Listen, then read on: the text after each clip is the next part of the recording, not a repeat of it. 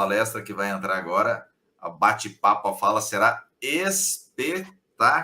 A gente fala muito de metodologia, a gente fala de tecnologias, e às vezes a gente não conecta isso com avaliações. Então, está aí uma temática extremamente rica para nós aprendermos. Todo mundo tem sempre algo a aprender sobre avaliação. Vamos puxar ele para a tela aqui então, Roberta. Que honra! Que honra, professor Vasco Moreto, tê-lo aqui junto conosco nesse canal da Moonshot Educação. Tenho certeza que vai ser um prêmio para milhares e milhares de educadores. Estamos aí com praticamente 2.500 pessoas ao vivo, sedentos por aprender contigo. Muito obrigado, seja muito bem-vindo. Boa noite. Nada melhor do que aprender com a maior sumidade sobre a avaliação da aprendizagem. Além disso, vocês vão ver, eu vou apresentar ele formalmente, mas além de ser uma sumidade, ele é uma pessoa muito querida, muito fofa, então é um grande prazer recebê-lo aqui. Muito obrigado pelas palavras de vocês. Cuidado para não criar muita expectativa, de repente o público vai dizer, não era bem isso, né? Não corremos esse risco, professor, com o senhor. Não corremos esse risco. Posso apresentar formalmente o senhor, professor? Pode. Então, vou falar aqui, ó. Vasco Moreto é professor de física há 50 anos em Brasília. Eu acho que está errado, porque eu acho que é mais tempo. Eu acho que são 60 anos, mas o senhor vai me corrigir. É muito reconhecido pela sua excelência. Escreveu uma coleção de livros didáticos de física para o ensino médio, publicado pela editora Ática e usado em todo o Brasil. Após 30 anos de atuação como professor, Vasco foi estudar em Quebec, no Canadá, e tornou-se mestre em educação com ênfase em didáticas das ciências. Foi precursor do ensino com metodologias ativas. De volta ao Brasil, dirigiu escolas e faculdades, escreveu 3 livros sobre educação, abordando temas relacionados a metodologias de ensino que possibilitam a aprendizagem significativa de conteúdos relevantes. Tornou-se, então, referência no segmento, palestrando em eventos e instituições em todo o Brasil. Correto. É isso aí, professor. É isso aí. Então, professor, vamos fazer o seguinte. Vou tirar o Marlon daqui, eu vou ficar aqui embaixo, mas vou mostrar a apresentação do senhor, tá bom? Combinado? Tá bom. Combinadíssimo. Então, peraí que eu vou apresentar aqui, vou compartilhar e eu estou aqui embaixo, o senhor vai me falando. Tá bom. Boa noite a todas e a todos que estão atendendo, conversando, participando, na expectativa. Eu peço desculpas logo de início pela minha voz, porque acabei de dar uma palestra de 4 horas numa escola e agora estou um pouquinho cansado, mas vou vibrar com vocês. Bom, eu acabei de assistir essa aula do professor Tiago. É bonito, é ótimo. Claro que eu sou da velha guarda, então não tenho muita familiaridade com essas tecnologias novas. Mas também vou contar um pouquinho da minha história rapidinho. Por que avaliação da aprendizagem e por que uma relação ética? Há uns 30 anos atrás, eu percebia que, como professor de cursinho, eu era brilhante. Todo mundo achava que eu era maravilhoso. Eu mesmo não achava. Eu achava que eu estava sendo um dador de aula. Claro, muito ativo, muito comunicativo, mas eu não estava sendo um verdadeiro educador. Foi aí que eu peguei a minha esposa e meus 3 filhos, falei, vamos para o Canadá, vamos estudar, e fui para lá estudar durante 5 anos. Bom, quando voltei para o Brasil, eu fiquei pensando, por onde eu vou começar a compartilhar com as professoras e professores do Brasil aquilo que eu realmente aprendi e estudei em bastante profundidade, que é o construtivismo socio-interacionista com base em uma visão epistemológica e não metodológica. E foi aí que eu comecei a trabalhar, me pensando, por onde eu vou começar? Sabe por onde eu decidi começar? Pela avaliação da aprendizagem. Eu pensei, vou ver o que o professor pede nas provas, com isso eu vou descobrir o que ele dá em aula, e com isso eu vou descobrir se o aluno aprendeu, não aprendeu, o que está acontecendo com ele. E como é que eu comecei a fazer? Primeiro, eu recolhi 8.000 provas de vários níveis, né? Professor de ensino fundamental, professor de ensino médio, e da universidade. 8.000 provas. E durante 2 anos, estava lá examinando, prova por prova, questão por questão, tentando responder 4 perguntas. O que o professor perguntou? O que o aluno respondeu? Por que o professor não aceitou o que o aluno respondeu? E como é que o professor teria que ter perguntado para ter a resposta que ele queria que o aluno desse? Baseado nessas 4 perguntas, eu ia dando, ia firme, analisando, e deu origem a sabe o quê? Esse livro aqui, que eu dei o nome de Prova, Momento Privilegiado de Estudo, não um acerto de contas. Sabe por quê? Eu cheguei à conclusão que muito professor usava da prova como instrumento de acerto de contas. Estão bagunçando minha aula? Tudo bem. Semana que vem tem prova. E lá estava o professor tentando segurar. Mas mais antigamente, nesse tempo vocês, eu acho que não eram nem professores, o professor nem dizia, semana que vem tem prova. Dizia assim, guarda tudo aí, tá uma folha de papel. Que é isso, professor? Questão número 1. E lá vinha uma prova relâmpago. Alguém lembra disso? Como eu achei que estava sendo a prova um instrumento de acerto de contas, eu resolvi orientar os professores com esse estudo todo e com esse livro que eu vou comentar um pouquinho com vocês. A primeira palavra que aparece aí é relação, tá? Então, a avaliação da aprendizagem a gente pode abordar por um monte de formas e técnicas e lados, né? Qual é o melhor instrumento, pior instrumento, que tipo de instrumento existe, usa internet, não usa internet, muitas abordagens. Eu vou abordar essa avaliação em cima de uma palavrinha, relação. Não é qualquer relação, uma relação ética. Então, vocês devem estar se perguntando assim, ué, tem uma relação ética na avaliação da aprendizagem? O que seria isso?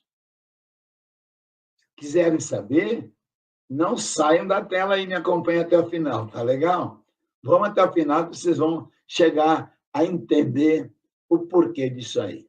Então, falando da palavra relação, é a primeira chamada de atenção que eu quero passar para vocês. Vamos lá. Vamos lá. Relações. Olha o que tem desenhado aí. Uma linda Harley Davidson. A frase que eu escrevi e escolhi é: o todo é muito maior do que a soma das partes. Pensem bem, gente. Vamos imaginar a seguinte situação.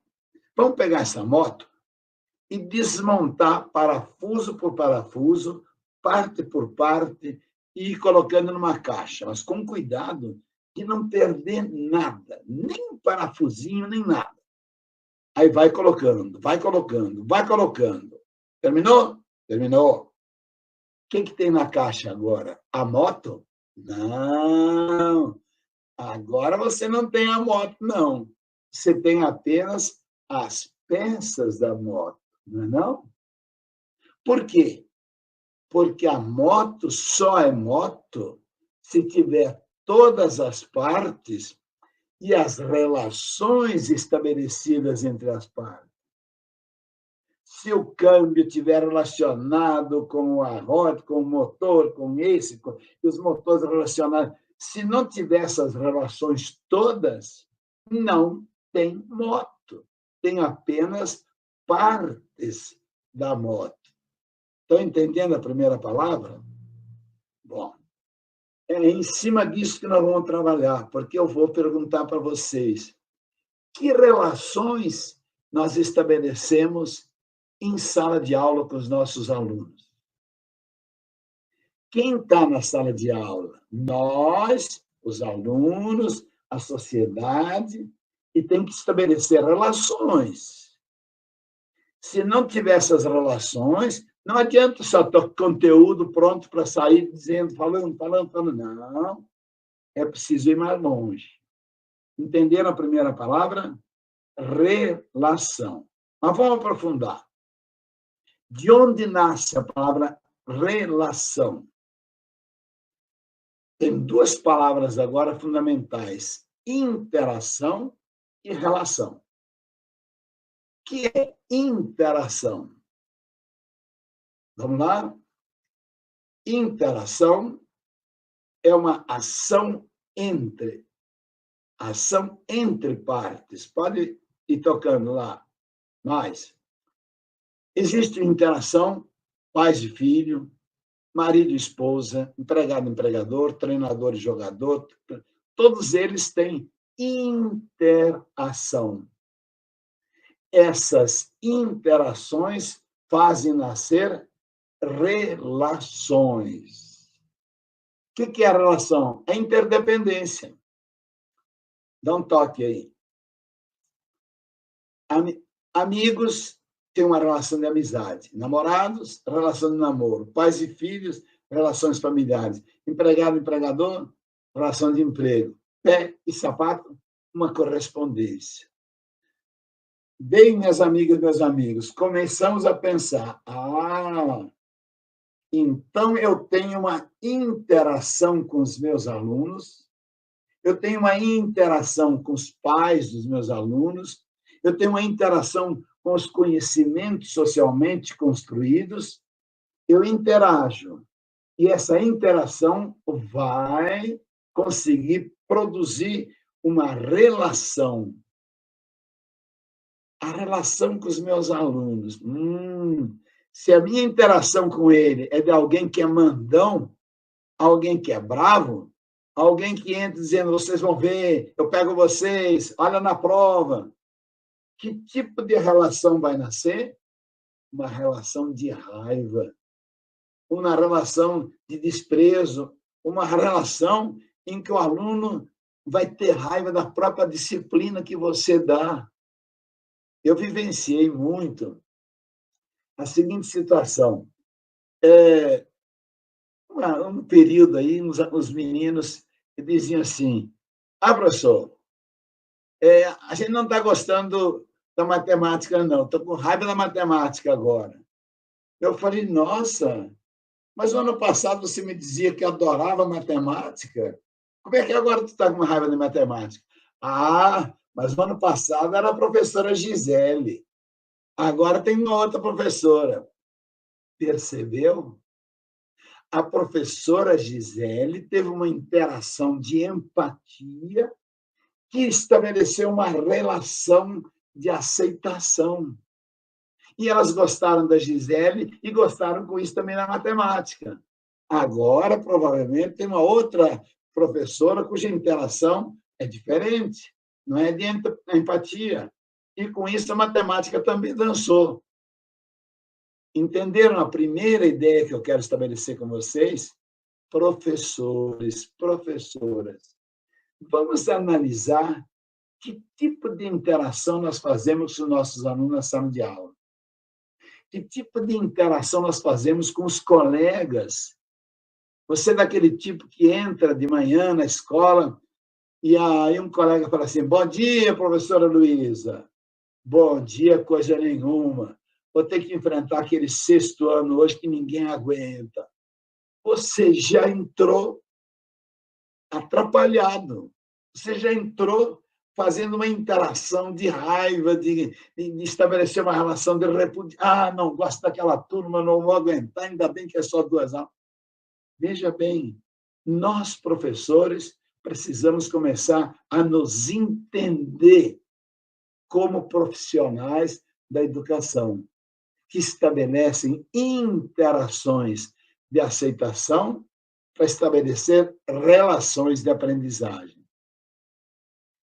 Então, agora vem, na sequência do meu raciocínio, que relação aparece entre professor e aluno? Entre professor e aluno nasce uma relação chamada pedagógica. Relação pedagógica que vai nascer da minha interação com meus alunos. O que é a relação pedagógica? Relação pedagógica, vamos lá, minha amiga, vai passando agora direto, isso. A relação pedagógica visa a aprendizagem do aluno. Em busca de quê? Em busca de uma formação do aluno. Que formação é essa? Formação cognitiva, formação mais pessoal e formação social. Entenderam? Ah, Vasco, agora eu estou entendendo. Eu tenho que fazer uma relação com os meus alunos que gere, quer dizer, uma interação que gere essa relação que visa o aprendizado. E não só aprendizado cognitivo. E não tem que saber só responder tabuada. Ele tem que gostar, ele tem que ter uma formação de crescer como pessoa. E não é uma pessoa isolada, é uma pessoa histórico-social. Entendi na primeira ideia? Relação com essa pedagógica. Vamos aprofundar esse assunto? Vamos, então. Vamos lá. 2 processos na relação entre professor e aluno.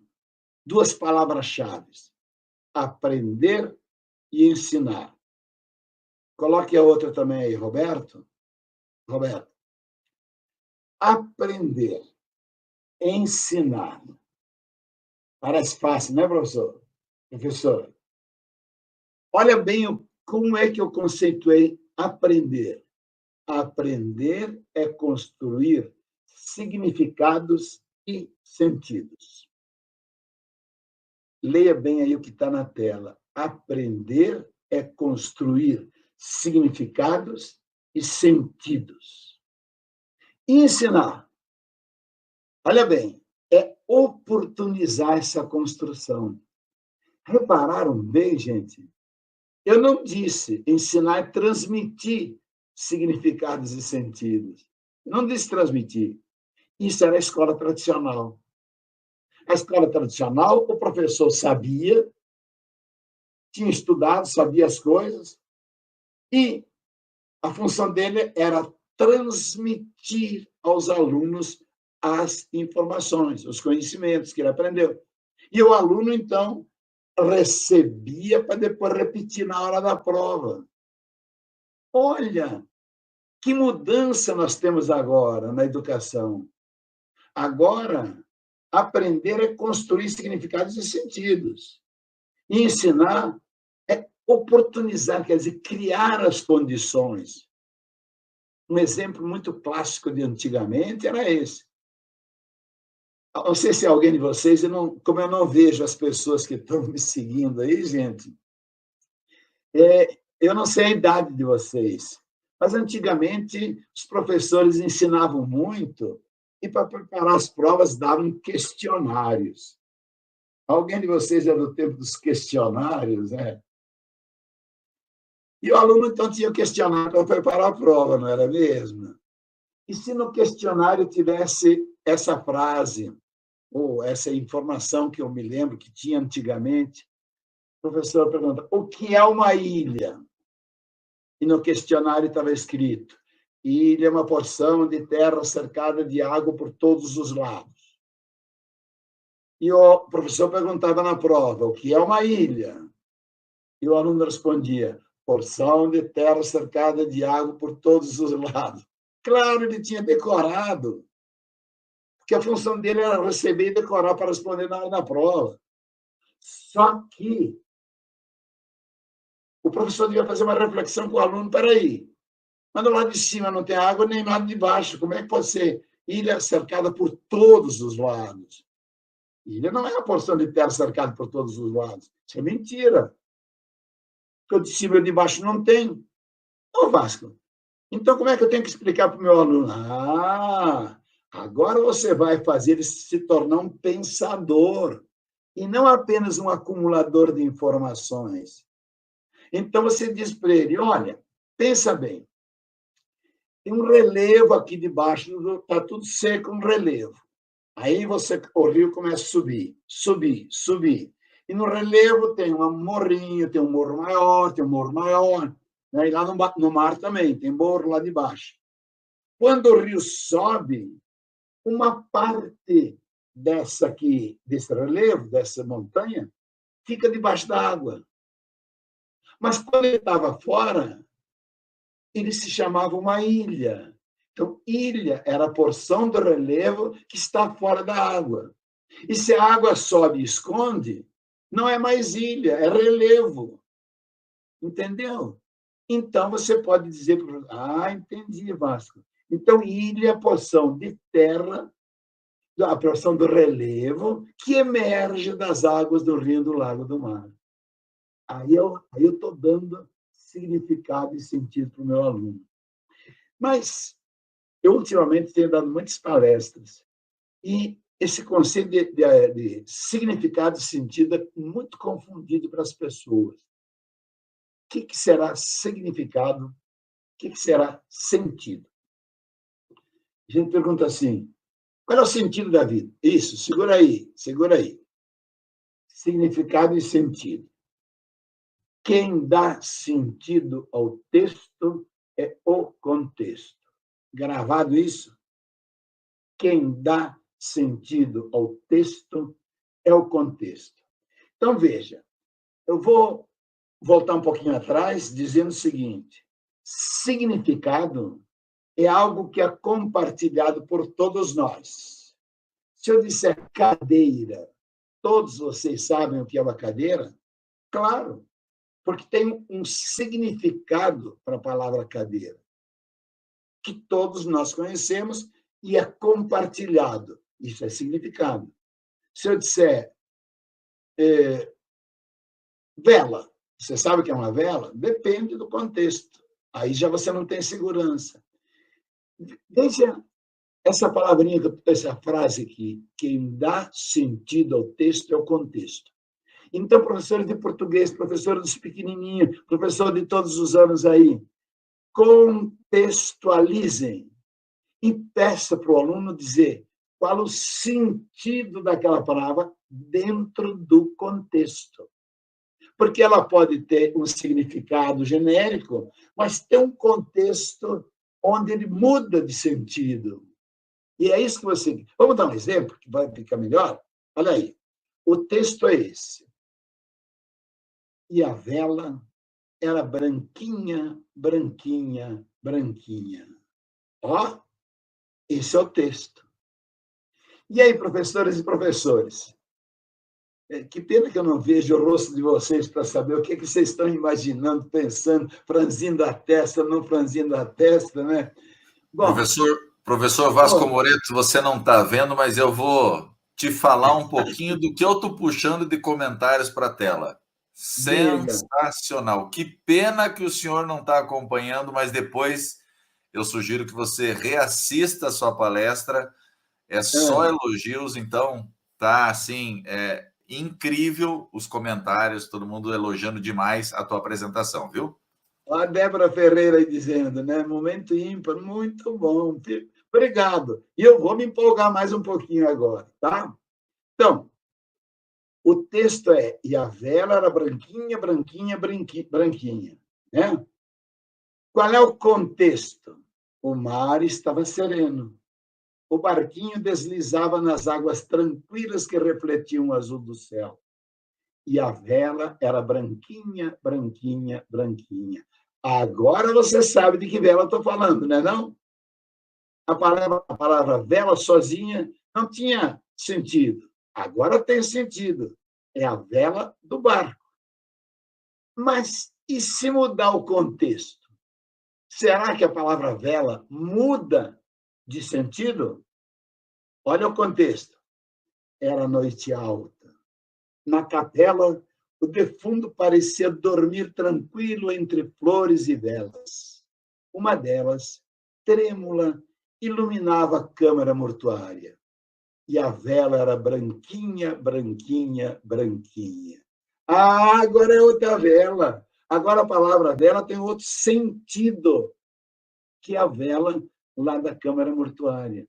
Viram? A mesma palavra vela tem um significado que todo mundo sabe, mas foi aplicada em dois contextos diferentes, portanto, tem dois sentidos diferentes.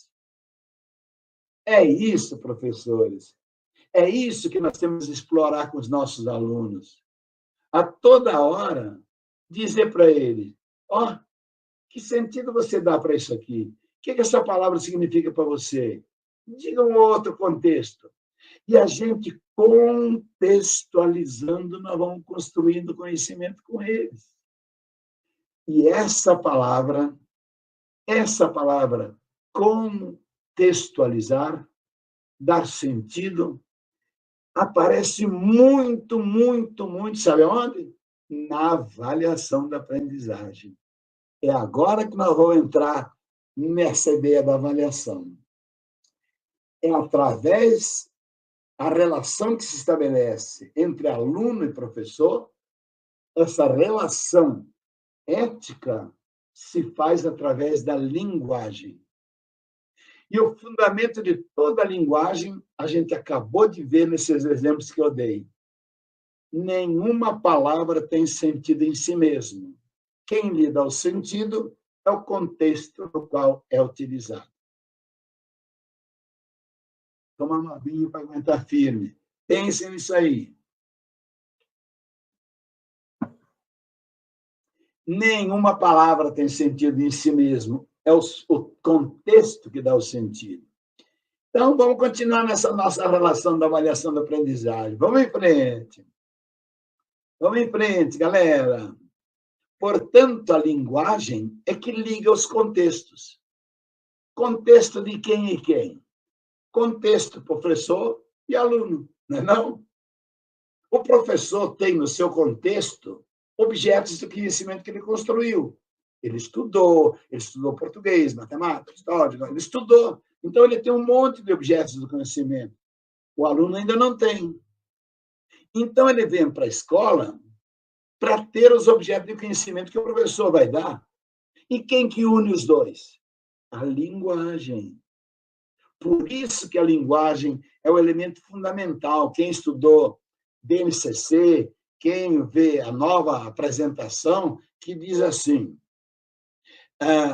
por áreas de conhecimento, não é por disciplina que agora a gente vai trabalhar, é por áreas do conhecimento.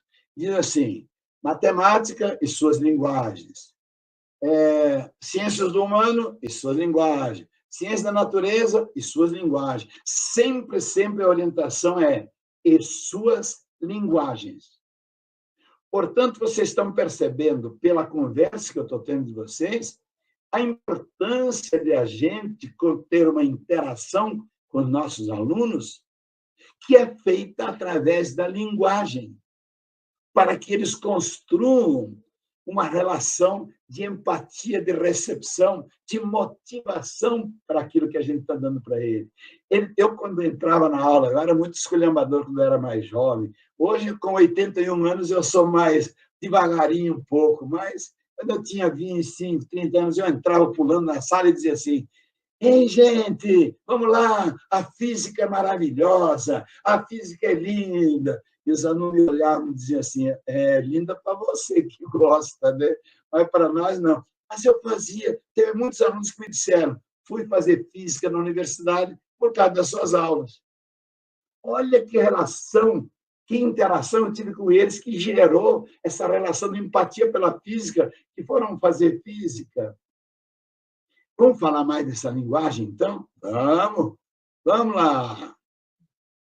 Função da linguagem. Primeira coisa, para um pouquinho nisso daí, tá? Mudando a linguagem simbólica. Muita gente diz, não gosta de matemática. E sabe por que muita gente não gosta de matemática? Não foi bem alfabetizado em matemática. Foi alfabetizado em português e não dá conta de escrever o português em matemática, e nem com o símbolo matemático com o português. É isso que eu chamo mudar a linguagem simbólica. Vamos pegar uns exemplos? Primeiro exemplo, um toque aí. Opa, para, você pulou. Mudando de linguagem simbólica. Ah, você pulou 2. Volta atrás um pouquinho aí. Não mudei, professor. Daqui está indo para lá mesmo.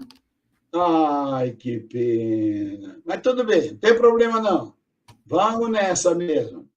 A linguagem é porque eu tinha escrito, não sei por que não chegou lá, eu tinha escrito assim, em português, o dobro de um número mais seus 3/4 é igual a 12. Escreve em matemática. Então, ele tem que saber o que quer dizer dobro, 2 vezes, de um número. Quem é esse número? Um X, não sei quem é. Mais 3/4 do número. Então, 3/4 do X é igual a 12.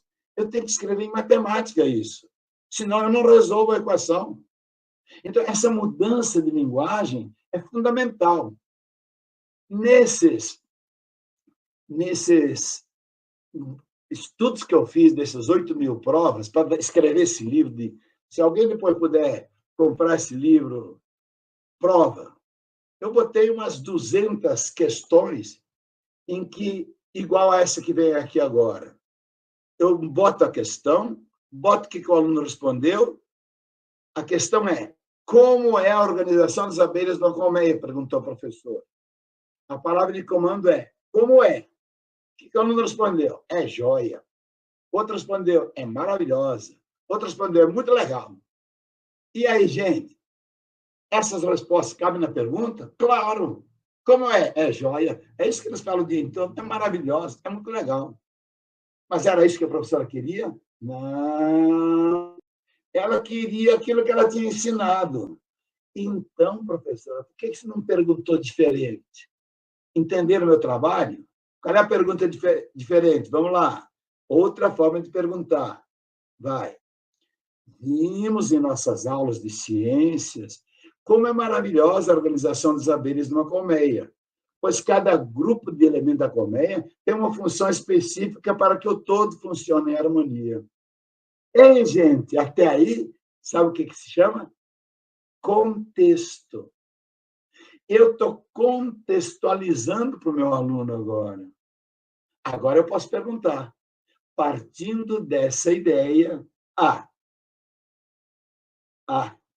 escreva a função de ao menos 4 grupos de elementos da colmeia. Agora o aluno sabe o que fazer. Ele tem que escrever 4. Olha, eu até parametrizei, eu disse, vou corrigir em cima de 4. Professor bom, faz uma questão que o professor entenda. A segunda, B. Olá, faça um paralelo entre o funcionamento da colmeia na nossa escola, no tocante aos cumprimentos da função de cada um. Olha, eu dando cidadania. Eu usei o exemplo da colmeia para dizer para eles, e aqui na nossa escola, como é que é? A gente se entende? Como é que a gente vive? Não? Cidadania. Olha uma outra questão que eu encontrei. Essa. O Oceano Atlântico banha a costa brasileira desde até, perguntou a professora. O que vocês acham que o aluno respondeu? Desde antes de Cristo até hoje. E está correto? Claro, pô.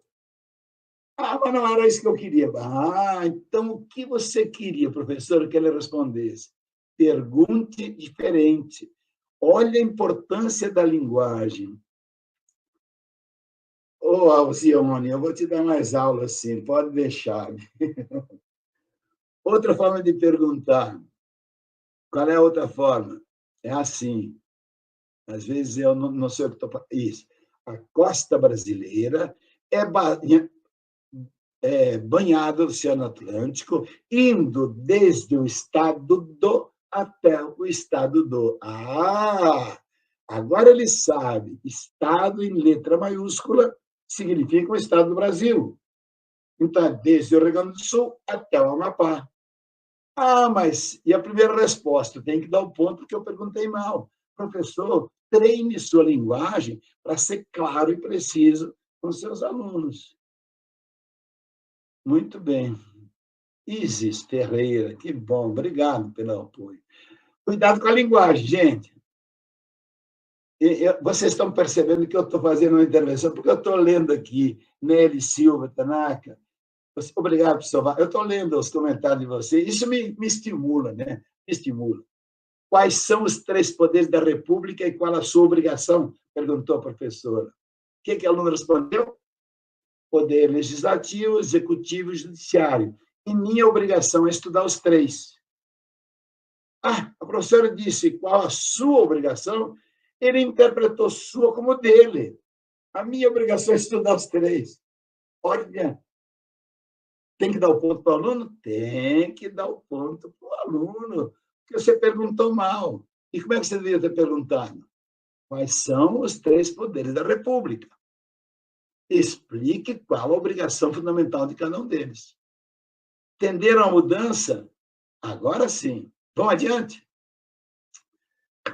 Oi, Rosi, que maravilha. Poder ver a noite ouvindo Vasco, então eu fico empolgado. A questão seguinte a professora Márcia perguntou, comente a frase de Sócrates, conhece a ti mesmo. O que quer dizer comentar, gente? Segura um pouco, volta um pouquinho, minha ilus. Isso. Não. Lá mesmo onde estava. Aí, para aí. Quer dizer comentar. Falar alguma coisa, não é não? O que será que a professora Márcia queria com comente a frase de Sócrates? Sei lá. É para comentar? Comentar é falar alguma coisa. Baseado em quê? O professor deu a orientação sobre o que tem que falar? Não, só comentar. Sabe o que a aluna fez? Olhem só a resposta maravilhosa que a aluna deu. Ela escreveu. Acho uma frase muito profunda, tão profunda que nem consigo captar o seu real significado. Mas acho que Sócrates estava certo quando disse a frase, pois se não sabe, eu não teria dito besteira. Assim, mesmo que eu nada entenda do que ele disse, tenho certeza que a frase tem um grande significado em todos os aspectos em que for analisado. E aí, gente, comentou ou não comentou? Claro que comentou. Era isso que o professor queria? Não. Esse aluno merece nota 10, Kátia. É isso mesmo. É isso que ele merece. Nota 10, professor Zero. Também não tanto, né? Mas vamos lá. É nossa obrigação. Aí alguém deve estar pensando assim, Vasco, você não disse que ia falar ética? Fiquem atentos onde eu estou chegando. Onde eu estou chegando para responder depois onde entra a ética com a avaliação. Vamos para frente, vamos para outra questão. Nós, professores de matemática, encontre o X. O que o aluno respondeu? O que ele respondeu? Está aqui. Ele entendeu? Encontrei o X, está aqui. E aí? O professor manda encontrar. E se o aluno só fizer esse risquinho aí? O professor vai sentar? Vai dar uma bronca no aluno, vai dar 0 na questão. Ah, professor, ele respondeu o que você perguntou. E como é que você deveria ter perguntado? Na figura ao lado, o X representa o valor da medida da hipotenusa num triângulo retângulo. Olha eu dando o contexto. Aplicando o teorema de Pitágoras, calcule o valor de x. Agora a linguagem é clara, precisa, e o aluno sabe o que eu quero dele. Tem mais? Tem mais questão? Vamos ver. Agora eu vou passar por uma outra, 3 questões que vou pedir licença para vocês, primeiro para tomar uma aguinha. Tem questões que eu estou orientando ultimamente, depois dos últimos estudos que eu fiz sobre aprendizagem, que é importante que o professor dê a questão, mas que ela não tem uma resposta que o professor diga isso é certo, isso é errado. Os dois podem estar certos, mesmo que digam o contrário. Quem estudou taxonomia de Bloom, por acaso, sabe que é o último nível da taxonomia de Bloom, que é a avaliação. Olha um exemplo. O deputado João foi eleito pelo partido PCdoB. Por interesses pessoais, trocou de partido e foi para o DEM. Como os partidos têm programas diferentes, alguém protestou dizendo que ele não tinha direito de mudar. E se mudasse, estaria traindo seus eleitores. Eis o contexto. Aí vem a pergunta. Primeiro, analise a situação, dizendo se ele tem ou não o direito de mudar de partido. Um aluno pode dizer tem, e outro aluno pode dizer não tem. Aí vem a segunda pergunta. Apresente ao menos 3 argumentos lógicos para sustentar a sua opinião. Eu estou testando, na verdade, se ele sabe argumentar. Entendeu a ideia? Essa questão, se um disser tem, e por isso, tem lógica na apresentação. Não tem, por isso, também tem lógica. Os dois ganharam ponto pela lógica, e não se ele diz que tem ou não tem. Entendeu a ideia? Isso que nós temos que fazer dos nossos alunos pensadores e não meros repetidores de informações. E o caso 2? Vamos lá. Vamos lá, minha amiga. José Antônio foi atropelado e perdeu muito sangue. É transportado inconsciente para o hospital, onde o médico verifica que é necessário realizar uma transfusão de sangue. Quando se prepara para fazer, chega a esposa de José e diz: doutor, o senhor não pode fazer a transfusão, pois a nossa religião não permite. Você já sabe de que religião eles são, né? Mas ele não sobreviverá se a transfusão não for feita, retruca o médico. Deus intervirá se essa for sua vontade, mas não podemos abandonar nossas convicções, responde a esposa. Olha o que eu fiz, um contexto sobre o qual o aluno tem que pensar. Ele pode dizer, a seu ver, o médico deve ou não fazer a transfusão? Ele pode dizer assim, deve. O outro diz, não deve. Apresente ao menos 3 argumentos que sustentam sua posição. Olha o que você vai avaliar, se ele tem argumentação que sustente. Tem ou não tem hoje gente de uma certa corrente aí doutrinária que diz que não pode haver transfusão? Se ele tem argumento para isso, vamos admitir. A gente tem que aprender a aceitar as diferenças. Tá? Terceira palavra-chave é capacitação. Eu já entendi. Primeira é engajamento. A segunda palavra, eu perdi, é competências. E a terceira é capacitação. Muito bem. Vocês estão acompanhando tudo aí embaixo que está passando, né? E o terceiro caso? Olha aí, gente. A professora Luciana distribuiu as provas para os seus alunos e foi clara na orientação. A prova é individual. É proibido colar. 5 minutos depois, Luiz puxa uma folha com todo o resumo da matéria, preparando-se para colar, uma vez que tinha estudado pouco para a prova. A professora percebe, recolhe a prova de Luiz e atribui 0 para a nota nessa avaliação. Luiz reclama, dizendo que é injusto. Apresentou 2 argumentos para isso. O primeiro, afirmando que nem deu tempo de colar nada, de olhar nada. Segundo, se a nota deve refletir o que o aluno sabe, 0 não é a nota que ele merece, pois ele sabe bastante coisa. Olha a situação complexa, olha o contexto. E agora a pergunta, argumente em favor da professora.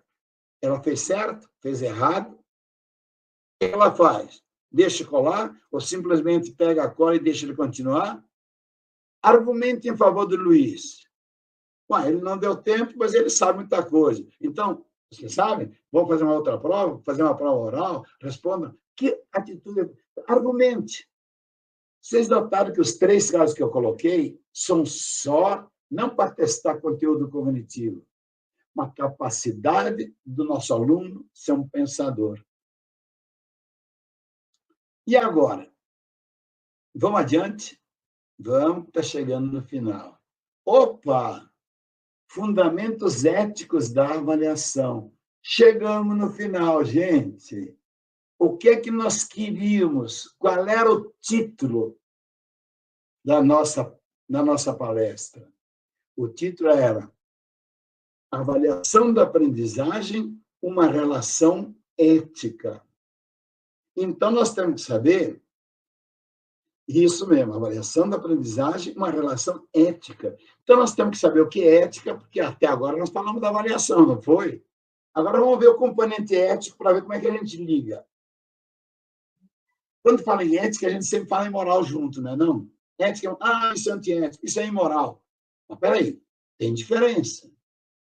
E qual é a diferença? Moral. O que é moral? Moral é o conjunto de normas e regras que visam a harmonia do grupo social. Vamos pensar em moral agora, então.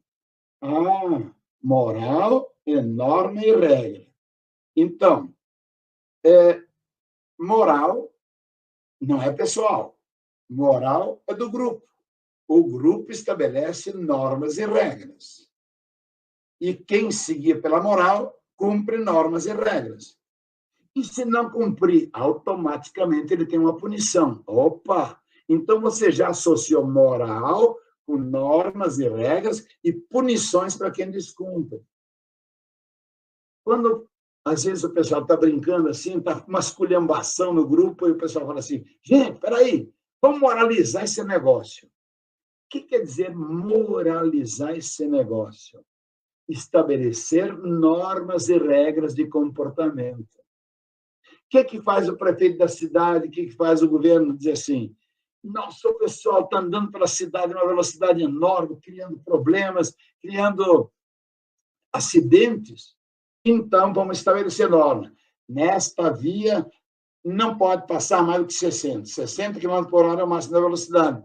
Você colocou a norma, a regra, e diz, se alguém passar a mais de 60, tem o quê? Punição, a multa. Isso é moral. Norma, regra, punição para quem descumpre, para que haja harmonia. A moral do século XVI, XVII é a mesma moral do século XXI, 22, 23? Não, 21, né? Não, porque os povos vão mudando, as regras vão mudando. As normas são outras. Então, a moral, o cara vai sempre se adaptando. E a ética, vocês devem estar se perguntando. O que é ética? Ética vem do grego, que significa ethos, assim como moral, mores, costumes. Os dois são sociais. Não existe ética individual, nem moral individual. Ética e moral são costumes. E o que é ética, então?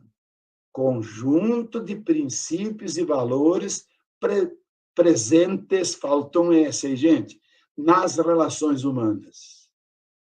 Princípio e valor é a ética. Moral, norma e regra. Ética tem punição? Não tem punição. É isso que eu quero chamar a atenção.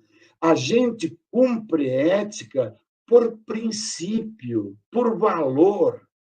Eu, professor, tenho como valor ser um cara competente, porque meus alunos precisam de um professor competente. Eles estão esperando um professor competente. Se eu sou um professor medíocre, eu estou faltando de ética, mesmo que ninguém me puna, que diretor nenhum diga, mas professor, não sei o quê, tira o seu salário. Não. Olha, a ética é minha. Eu sou competente, eu estudo bem, eu faço as coisas boas. E na avaliação? Se eu fizer uma questão daquele tipo lá que o aluno se atrapalha, eu estou desrespeitando o aluno.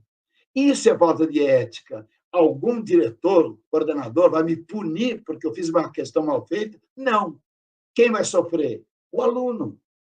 Então, eu estou faltando de respeito com ele. Por isso que tem que ter ética. Eu faço questões bem feitas, eu avalio bem avaliado em função da minha responsabilidade, do meu respeito. Isso é em função da ética que eu tenho com meus alunos, e não por medo de punição de diretor ou de quem quer que seja. Entenderam a diferença? Entenderam por que o tema que eu estou trabalhando no Brasil inteiro agora é a avaliação, uma relação ética. Vê se tem uma setinha mais aí.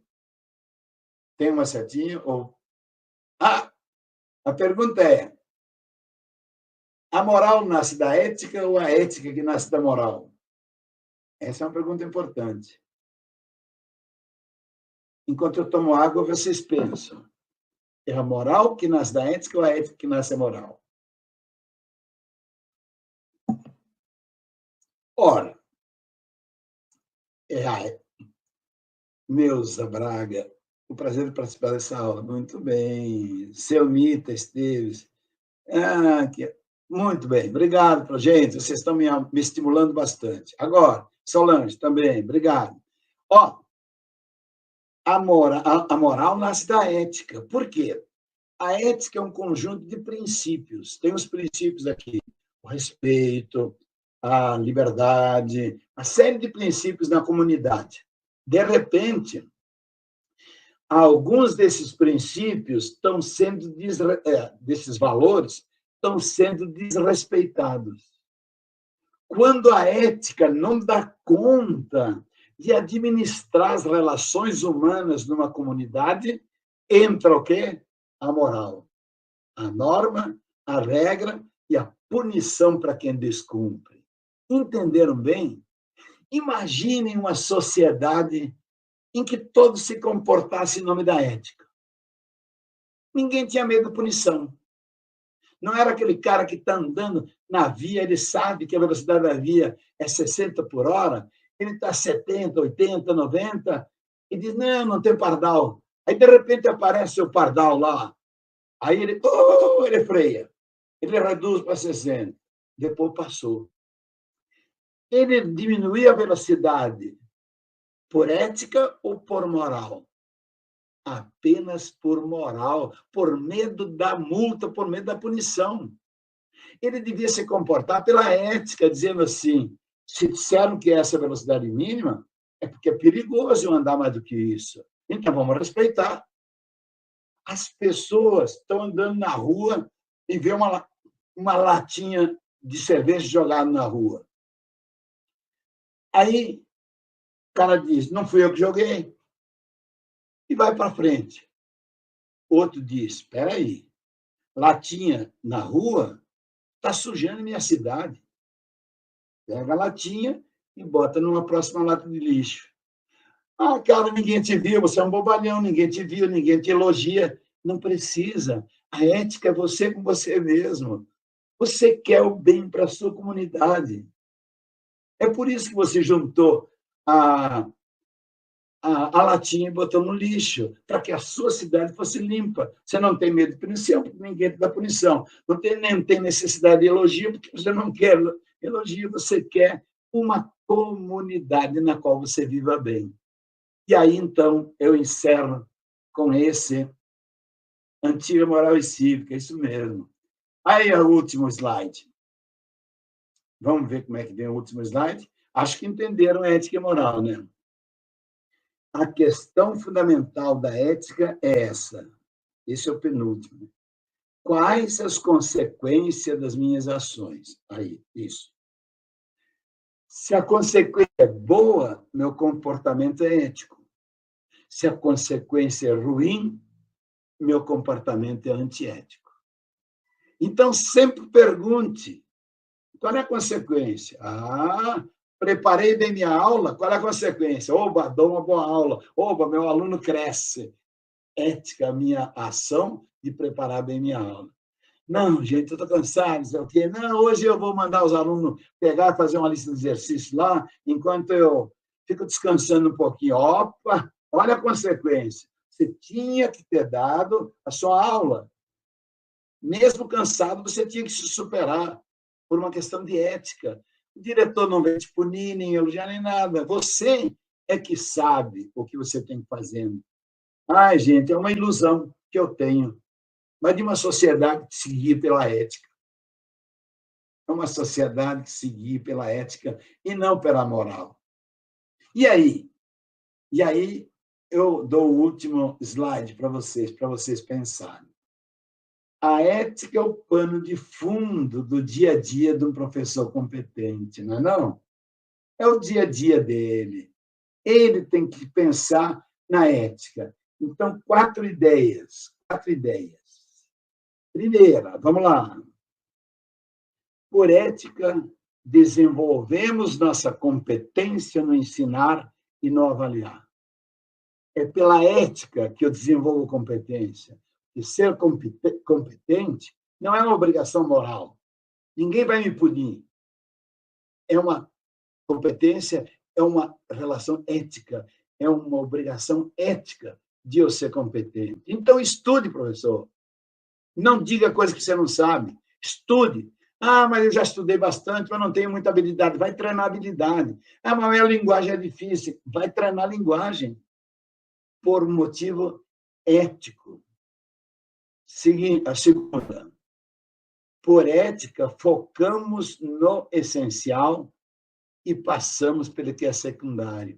Professor, não dê tudo da sua matéria para os alunos, não cobre tudo. Pode até dar tudo que está no programa, mas não cobre tudo. Cobre só aquilo que é essencial. Aquilo que vai ser âncora para novas aprendizagens. É assim que o David Alves falava da aprendizagem significativa. Âncora, aqui é importante? Esse eu dou.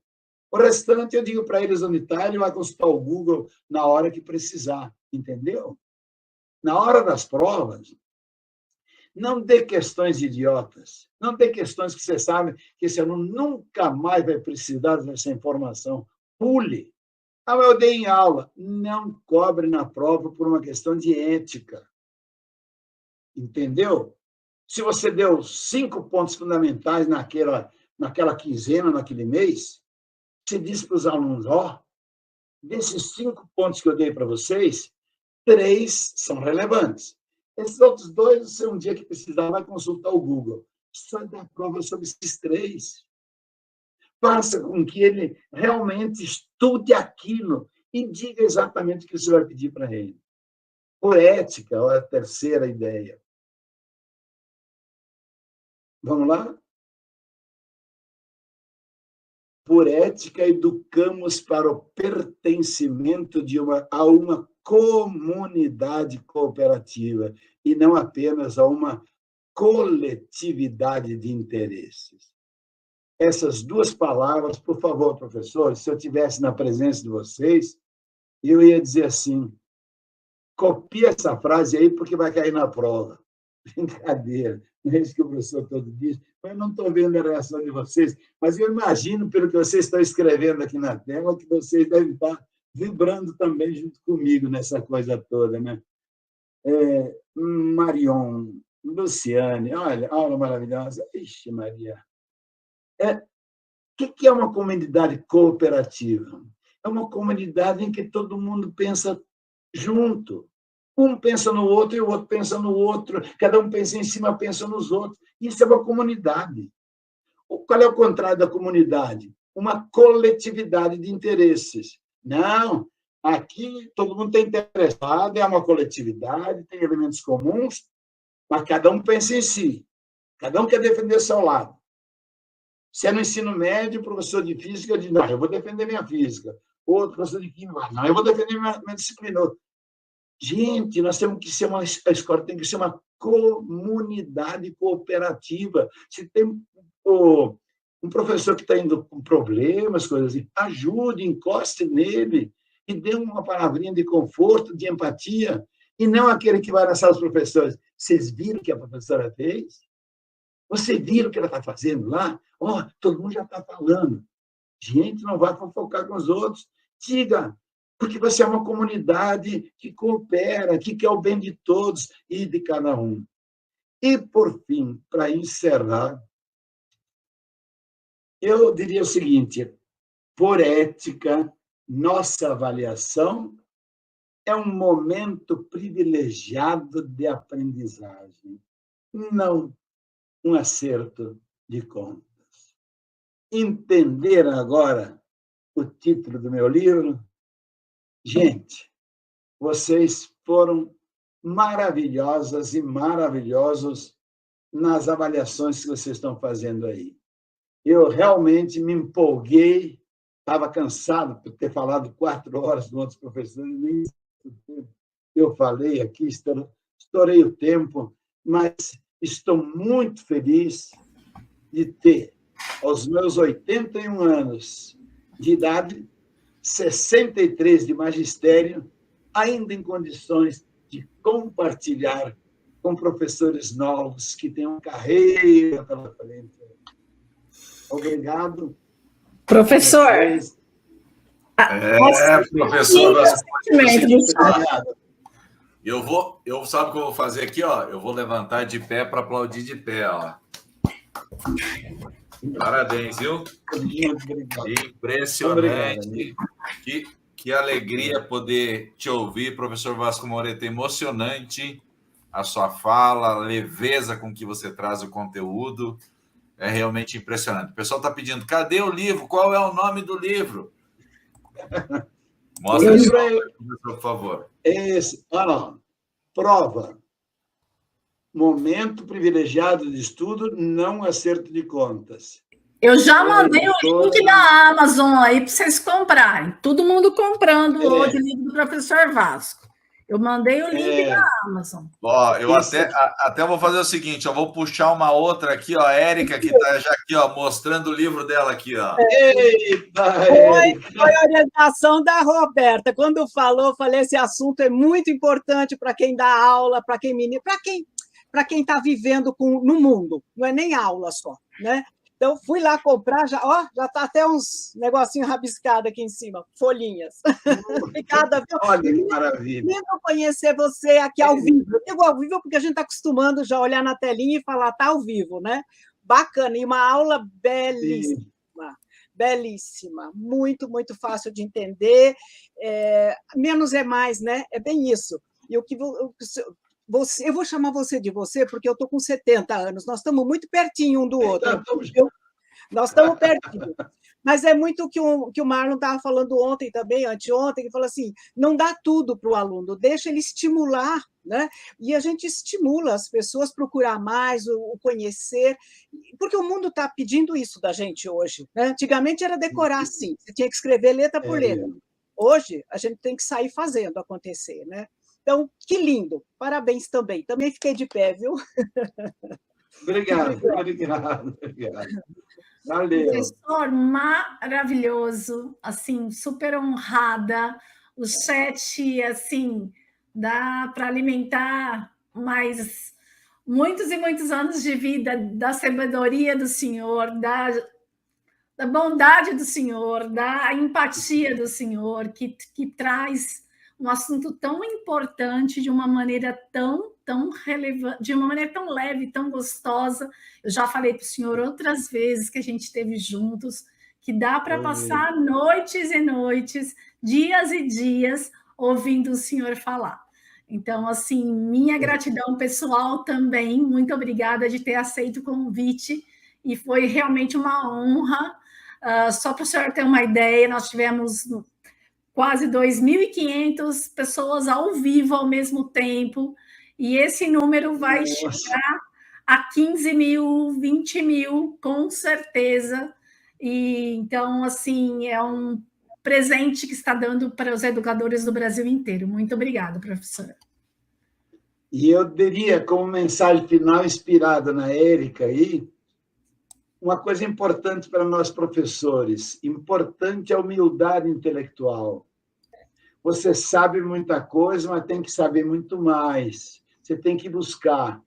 E eu diria, como diz o Evangelho, nós somos os semeadores. Nós não transmitimos conhecimento, nós plantamos, nós jogamos a semente. Isso. E a boa semente, quem faz crescer, é ele lá no coração das pessoas. A gente vai em busca de terra boa para produzir 100 por 1, mas a nós cabe semear a boa semente. Gente, maravilha de encontro. Vou dormir feliz da vida e sonhar com vocês. Um abraço. Gratidão, professor Moreto, gratidão. Essa é a palavra, gratidão. Obrigado. Muito obrigado, viu? Tenho certeza que inspirou milhares e milhares de professores a fazer um 2023 melhor. Muito obrigado, gente. Eu vou ver os comentários que estão aqui, tá? Posso ver os comentários aqui. Tá não bom. Vai dormir cedo hoje, pode ter certeza. Professor, eles estão perguntando o Instagram do senhor, mas tem um Instagram que o senhor ocupa bastante. Eu não coloquei o Instagram porque não vi. Eu coloquei o site do senhor. Onde é melhor? Deixa eu te... É no site mesmo, no site. Agora, deixa eu te perguntar. Deixa eu te dizer uma coisa. Para os professores, todos e para vocês. Eu sou relaxado. Minha mulher, minha filha, minha outra filha, meus filhos. Todo mundo bloqueando, porque eu não tenho Instagram. Hoje me perguntaram na palestra que eu dei, tem Instagram? Eu falei, acho que eu tenho, sim. Tem, mas não tem publicação. Eu não mexo, eu sou semi-analfabeto digital. Mas com essa noite de hoje com vocês, eu vou ativar meu Instagram. Você vai achar lá. Eu acho que é muito importante eu comunicar por esse outro meio com vocês também. E amanhã eu já vou estar perguntando para minha neta aqui como é que se mexe com o Instagram e ela vai me dizer. Tá bom? Porque ela é da... Eu vou trabalhar no Instagram. E o senhor compartilha comigo que eu vou divulgar para todo mundo que está inscrito na Semana Pedagógica e com certeza o senhor vai ganhar milhares de seguidores. Obrigado, professor Moreto. Gente, boa noite. Um abraço para vocês. Que tal você transformar ainda mais a sua prática em 2023? Estou falando das pós-graduações da Moonshot Educação. Nós temos 3 opções. Primeira opção é a aprendizagem ativa e tecnologias educacionais, uma pós que encaixa para professores de todos os níveis. A segunda é práticas inovadoras na educação infantil, voltado especificamente para esse público. E a terceira é voltada para gestores, o MBA em Gestão Estratégica de Escolas. Os QR Codes te levam diretamente para as páginas com as promoções especiais durante a Semana Pedagógica.